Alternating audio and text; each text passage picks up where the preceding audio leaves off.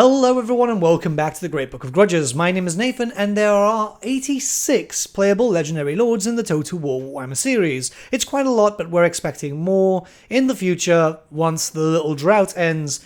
And what I want to do is talk about a few missing characters in this video. We've done something like this in the past, and hell, one of those characters from that list actually made it to a DLC, that was Azazel. So I kind of want to just talk about some of my favorite characters that are still missing from this series, going into an entirely new list and just explaining why these characters are kind of special, because yeah, that's always kind of fun. So without further ado, let's begin. So this is in no particular order, but we're going to start off with a big character that is Tamukan. So there's a few reasons why this character is so popular. From the tabletop point of view, he came with an expansion known as Tamukan Throne of Chaos, which was one of the best supplements that Games Workshop have ever released. Not only did it have a lot of story, and I mean a lot of story, the whole thing was all in one book, but it also introduced new ways to play your Warriors of Chaos. This was kind of like mixing up with the Beastmen, mixing up with the Demons. This was something that was common in older editions and obviously in Age of Sigmar. But around this period, it wasn't really that common because allied lists weren't really that good.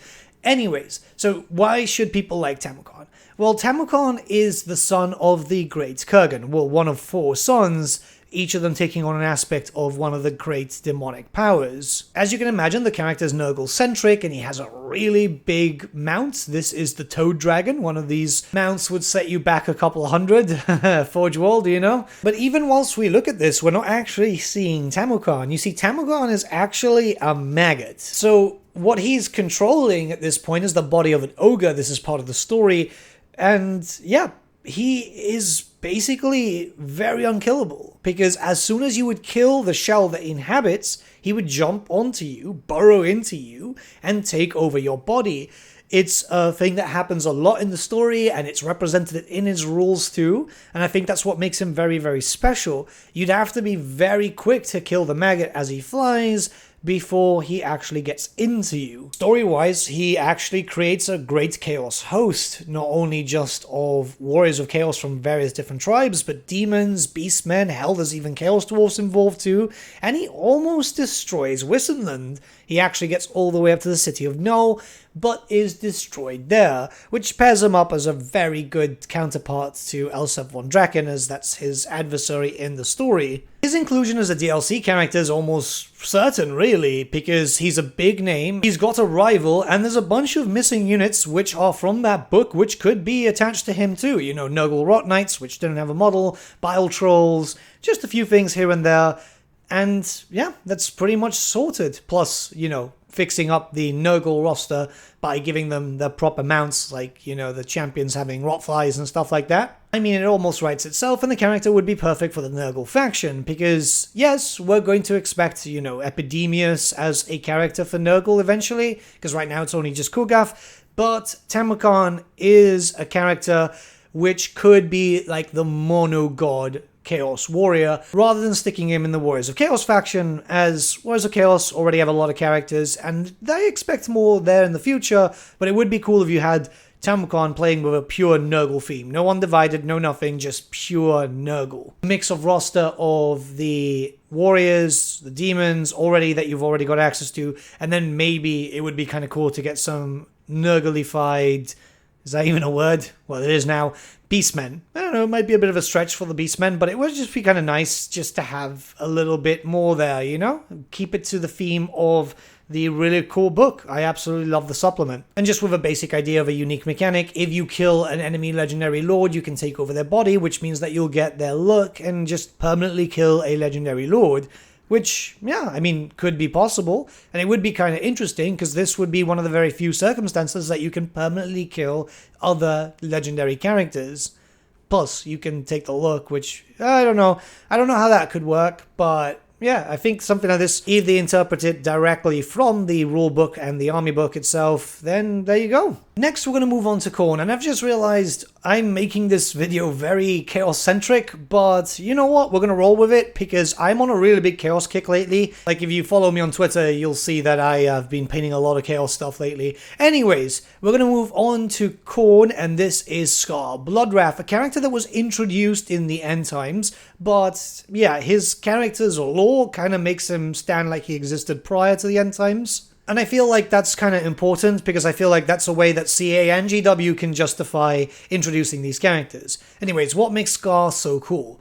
So, he's the chieftain of the Scaramore tribe, a tribe of Northmen who are in the northern Chaos Wastes. They're very heavily mutated because the grand majority of their big fighters aren't really human anymore, they're actually demonkin. Demonkin being the whole thing of right before you ascend to demonhood. So you're a hybrid of both. That means that you're very powerful. It means that you're able to do a lot of damage. And yeah, this kind of fits with a melee-based character like Scar. Now, Scar is one of Khorne's chosen.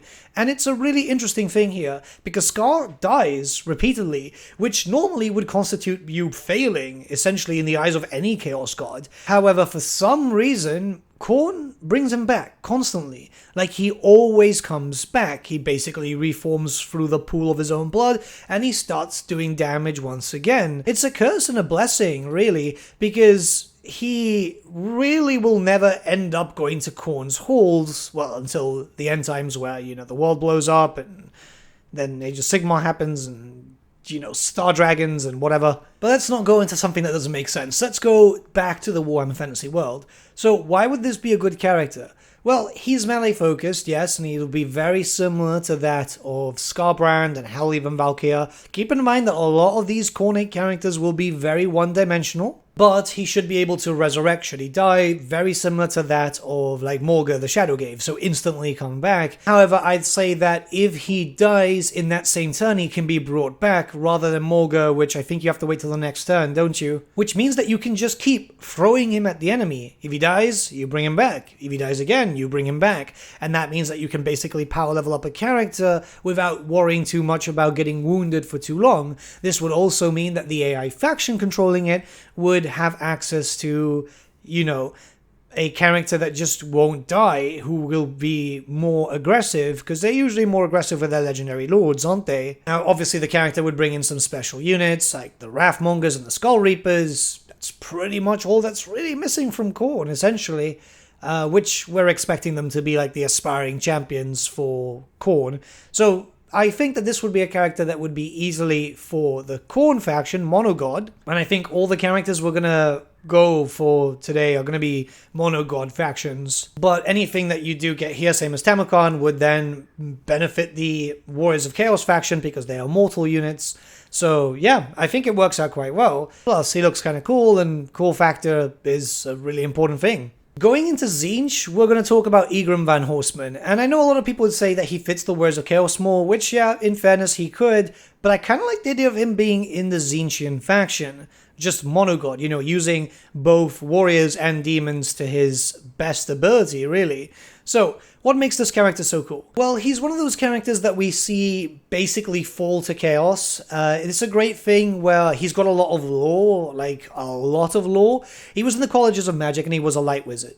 Well, he was an initiate at the Light College, and eventually started feeling the sway to chaos. Started falling, and you know, with these things, when you get a character falling to chaos, they don't generally half-ass it, they just go full ass. So, yeah, he betrays them, which is expected, but he also unleashes a massive chaos dragon, which was trapped under the Colleges of Light. And that's what makes him so special, because not only did he fall to chaos, which many people do, but he was able to still go into the Colleges of Magic, stay undetected, go into the Colleges of Light, which are very used to dealing with demonic presences and chaotic taint and stuff, and unleashes a great terror throughout the Warhammer Fantasy world. Not only that, he's a very proficient spellcaster, like very, very powerful, so it makes him a real challenge to behold on the battlefield. And I feel like this is a character that would be very, very highly requested. I imagine that he is actually very highly requested by the fan base,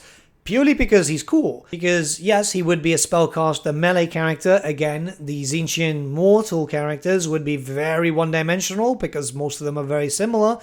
But having a very powerful mount, being able to have so much backstory, because that's an issue with, say, Village, or hell, even something like Festus. They don't have a lot of backstory. Yet here you've got a whole novel dedicated to him, and it allows you to learn about this character's state of mind, his madness, and just truly what he can bring to the battlefield. I know I'm not talking about a lot of demons here, but this is because we're likely going to get demons, you know. The Changeling is kind of expected eventually, because they've kind of already hinted against him versus the Monkey King.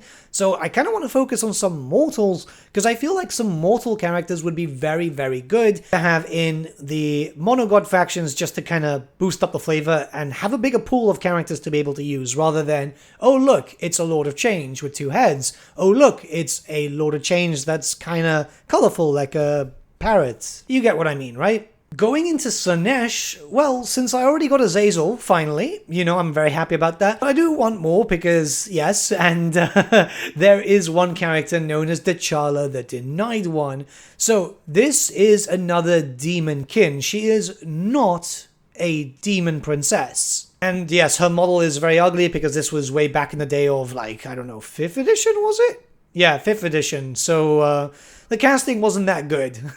Anyways, so she's a high elf. Yeah, you might not know this, but a former Asur princess. She was sold by her family in an effort to get rid of a demon prince of Slaanesh that was after them, but yeah, things kind of changed. You see, as she got tortured by the demon prince, I believe his name was Samael, she ended up accepting Slaanesh as her patron god, meaning that she ended up getting different mutations and different blessings, and this is what we ended up with, a snake woman with many, many arms. She took revenge on her own family, and yeah, she wants to become a demon prince now in her own right. She actually vies for the favor of Slaanesh, and could have gotten there, but obviously, you know, end times. Hell, she's one of the characters that even shows up in the end times, as she actually goes and devastates the land of Ind, which I think is kind of cool, because that could be a really interesting start position if they decide to open up those territories in the future, which, yeah, could be fun. Creative Assembly, if you're listening. On the tabletop, she was known to do a lot of damage in melee combat. She's very great, but then again, you can imagine that with like 4 arms, you'd be the Warhammer Fantasy version of General Grievous, essentially. She's got a decent amount of lore, because she actually featured in the Liber Chaotica too, which is a very, very old book. And she can come in with a few new units. You know, the boob snakes are kind of missing right now for the Slaaneshi faction. And, I don't know, Slangors, if they decide to make them special. Slaanesh isn't really missing much. It's one of those things where, funny enough, Chaos got a lot of attention in Warhammer Fantasy, but it was mostly introducing new characters and Chaos Undivided stuff, where we didn't really get a lot of Chaos Divided stuff. This is why the Monogod factions went from, oh yeah, they're demon factions, as it was stated in an interview with a pinch of mortals, to, yeah, it's 50-50, because it's the best way that could have been done, right? Anyways, she's a really, really cool character because she hates high elves. And I'd love to see her versus a high elf DLC. I think that would be really cool. And I've had this speculation in the past where it'd be her versus Sea Lord Aisling, because that means that he could be anywhere and she could be hunting him down. And it just kind of finishes up the high elves, who really don't need much. They just literally need a few units that are kind of missing and a new type of playstyle, really. Plus, Slaanesh could do with a cool character like this. Essentially bringing in a new type of animation set too, because it wouldn't be using the same stuff as the Medusae, and then that kind of helps out with future animations that could be reused, well, the rigging at least, for Koresh. Plus, you know, I'm very biased. I want a Slaaneshi character. I want more Slaaneshi characters. And it would just be kind of cool to have a more melee-focused character, because, yeah, we do have Azazel, who's pretty good at melee, but I feel like he's very good at shock, in a sense, you know, shock damage, getting in there, doing some damage, getting the hell out. Same thing with Nikari, but Nikari is kind of squishy. She would at least have a decent amount of armor, so she could actually stay there a bit longer. And she wouldn't be a large target, which means that she wouldn't be taking too much damage from spears and stuff, so you can already tell there's a bit of a difference. Now, naturally, you'd think we'd go into the Demons of Chaos faction. Unfortunately, however, I really think that Daniel's going to stay by himself there, mostly because everything is kind of linked up to glory and how the units are linked up. It's just, you know, you get them by getting the glory, which then gives you some new items and lets you change up.